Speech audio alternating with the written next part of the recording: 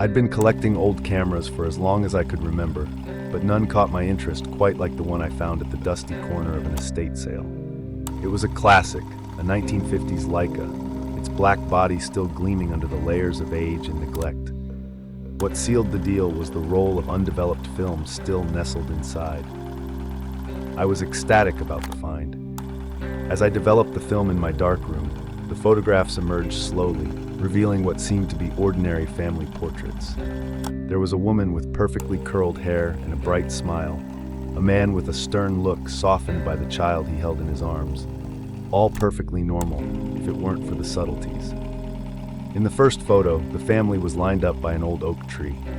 The father's eyes not on the camera, but staring off to something just out of frame. His expression was one of disquiet.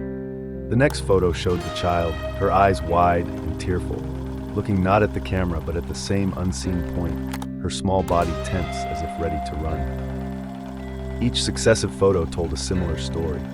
The family, always in different settings, their quaint living room, a local park, their dining room, always with their attention directed at something just beyond the picture's edge.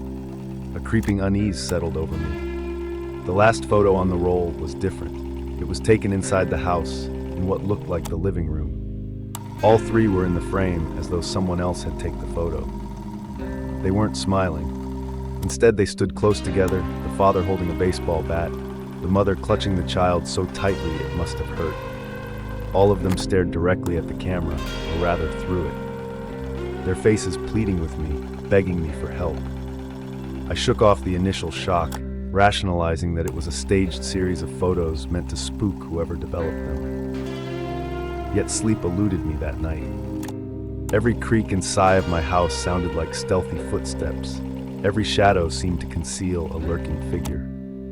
The next morning, driven by morbid curiosity, I decided to find out more about the camera's previous owners. My search led me to an old newspaper article about the Delaney family who had vanished in the late 50s, leaving their home undisturbed, dinner still on the table, the TV still on. They were never found, and no explanation ever fit the scene.